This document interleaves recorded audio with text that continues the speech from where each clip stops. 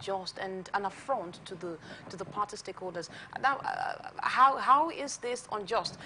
You also explained that, you know, I mean, for a position, you know, in government, right?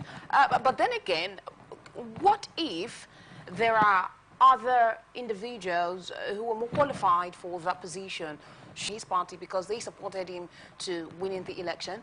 What do you think? Absolutely, yes. It might take, and under the Constitution, he has to look beyond his party. Under Section 16, you know, sub 1 down, 2, 3, 4 of the 1999 Constitution, it talks about the economic policies, you know, of government and governance. And he's saying that the president or the governor should use such expertise to experts to run the economic affairs of the state. If you go through and you find out that maybe an Akinwumi not in your party, but is available to be part of your government, you throw him away and say because it's not from your party, then you not you know, appoint him to come and help you run the economy of the state. I don't think it's proper. Will you say that an Okonjo-Iweala who said, oh, then you cannot bring the person in? That is, for me, it's not, that is not, it's appointments to party members, he has to cut a portion for them. Okay, a portion. Yes, so a portion, if not a very large portion. You know, like what happens in Nigeria, they cut very large, you know, maybe about 80.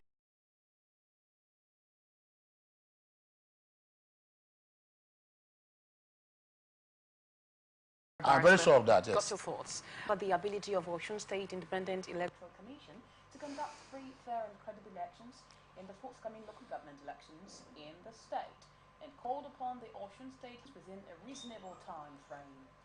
In a stance on this, I mean, we understand that transparency is very important in an electoral process. Yes. And according to IPAC, OCEC hasn't shown quite the transparency as expected in communicating with these political parties. So do you think that indeed there may be plans to manipulate the electoral process? That is one. Let's address this before we head into the next issues that concerns the story. So what do you make of this by IPAC towards OCEC? It's a clarion call. It's a valid call. And I think that, in fact, it has been so necessary that this call, you know, has been there. You see, any SEC you have all over Nigeria, you know, they are always manipulated, or they mostly are manipulated by the sitting governors. You know, when you're talking about OCEC or RISEC or DOSEC or whatever, as you call them, LASEC, it is all the SECs that you have. You know, they are mandated to conduct the local government elections, etc., and all those whatever councillorship elections and the rest. And so they are directly under the manipulation of the various governors of the state. The governors don't ever want the local government to have their independence and autonomy. That is why they always manipulate. They always make sure that if you have 30 local government areas in a state, the governor is at the top of the affairs. He looks at who becomes the chairman of OCEC. He looks at who becomes the commissioner for OCEC. He looks at who become, you know, the people who are to conduct an election in their particular SEC, as the case may be. So you find that he is interested, not because he is contesting, but because he wants to plant his key men in the local government areas during that election. That is why you see there's been high manipulations in all the states where, you know, tenure of local government, you know, chairmen have expired. Governors, you know, are not sure, you know, if they conduct the next election in 90 days, whether their men will be there. They'll put in a caretaker committee, IPAC, you know, in condemning, and other Nigerians also asking that the issue of conducting election by SEC, you know, that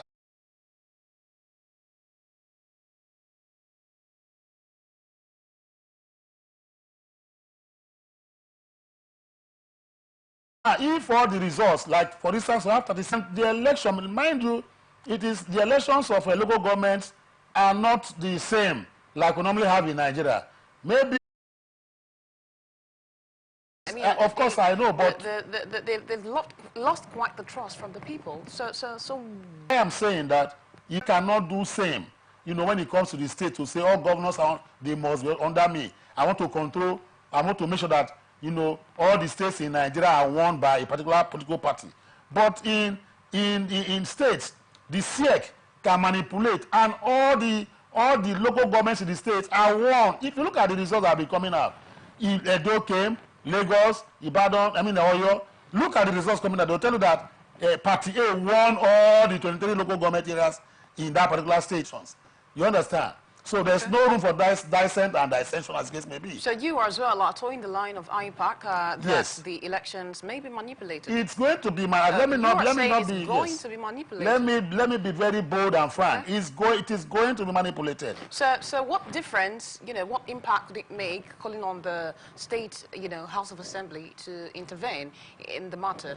Maybe they are asking because under the laws, the House of Assembly can make laws on the various states of SEC in the state and find a way to see they can safeguard or include safety valves in the laws they are going to enact guiding elections and their whatever coming up. For instance, they might say this election is going to be strictly based on the card reader. If card readers are not there, nothing is going to go. You understand the point now? Okay. They can remove one other point now. Results must be published in the SEC portals, etc., as the case may be. So these are inputs they are asking that the House can, by way of, sanitizing the place, make in this process. That is why they are calling on the House of Assembly of the state to do that, because under Section 7 here, control everything. They control the legislature, they control he goes on with it, and he comes out anytime he wants to do that. And they unleash on the people if they say no, as the case may be. This is the problem we're having in Nigeria here. Okay. So that is why we are asking that please, they should take this thing off the governors. This is sick. I don't even know assembly, election. Why can't they conduct? But what I'm trying to say is that you look at a country in Nigeria here, whereas we have only how many House of Assembly in the state, maybe 20 or thereabouts, case may be. So that is a humongous something that INEC should not leave for anybody to do. Is it not the same materials of INEC they are still going to use? Right. Is it not the same INEC logos they are still going to use, etc., as the case may be? Is it not INEC that will bring resident electoral commissioner to the state, etc.? Why are they abdicating their responsibility of conducting the election wholeheartedly and wholly, holistically, as the case may be? I am not saying that if they do that we may be having good, credible elections, but there should be a semblance, a modicum of credibility, will be there if it's taken out of the hands of the governors. All right, then. Yes. Got your thoughts. We're going to short break here. We'll be right back shortly. Stay with us. I belong to everybody, and I belong to nobody. ATN covers it all on Atn Politics today. From the line across the ocean to the land beyond the mountains, through the Sahara, we bring on-spot news, live analysis, expert discussions on trending stories in politics, business, socio-economy, sports, and documentaries. So catch all the updates on the happenings around the globe. Stay focused on the fact today, only on ATN.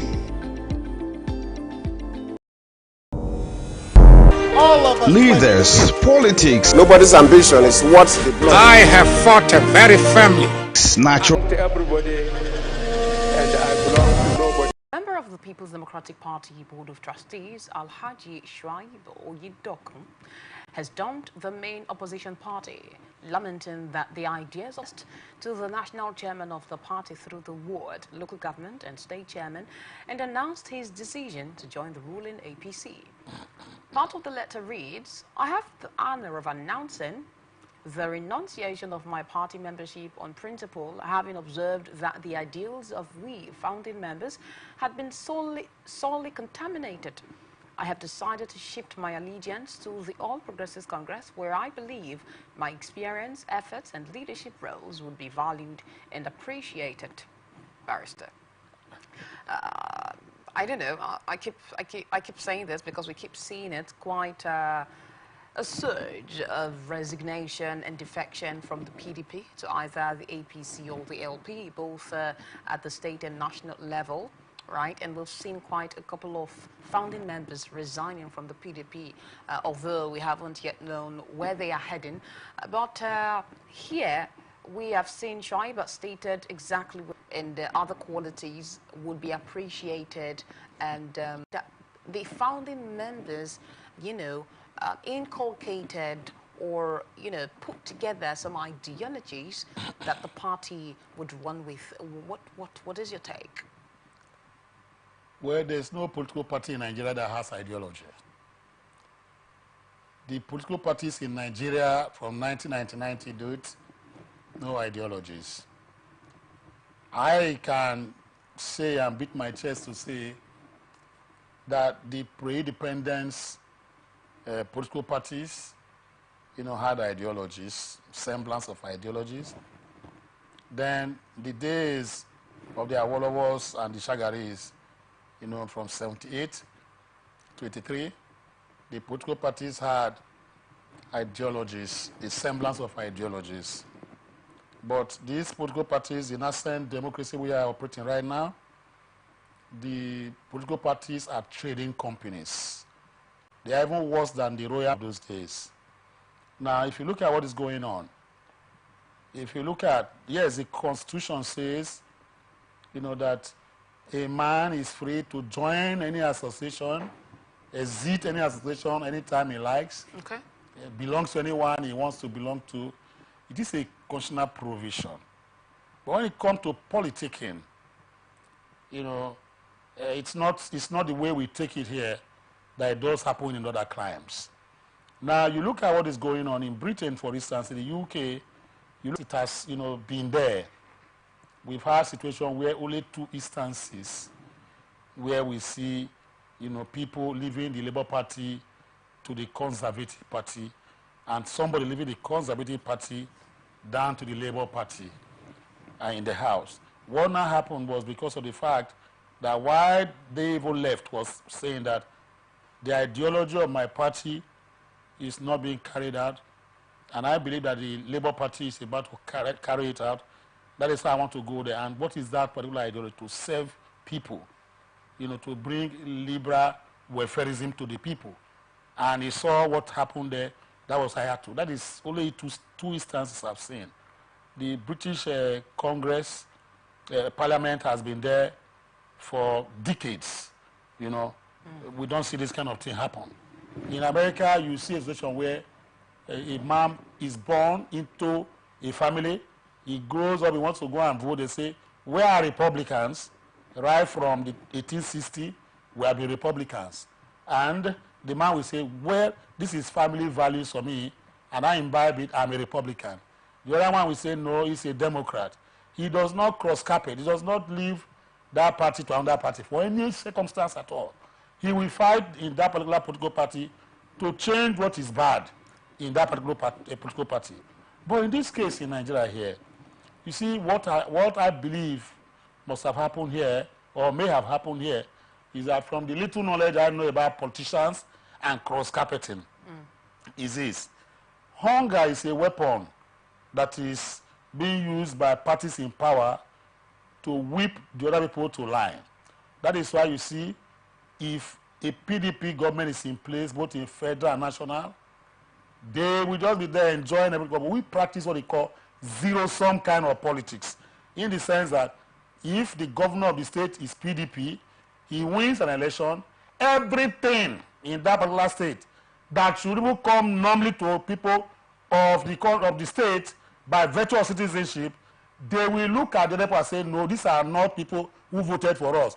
Let's all of us share this. That is zero-sum politics. The winner takes it all.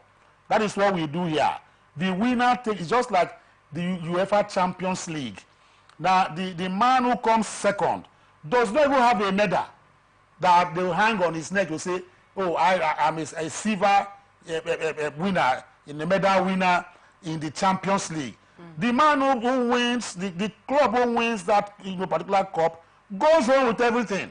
You understand the point? On the day of that they will present the cup to him, the man who was defeated, who ought to be second, whatever the case may be, goes home licking his wounds. Nobody will even go and they will say, oh, sorry, we are sorry, you didn't win. So it's the kind of politics that we play here.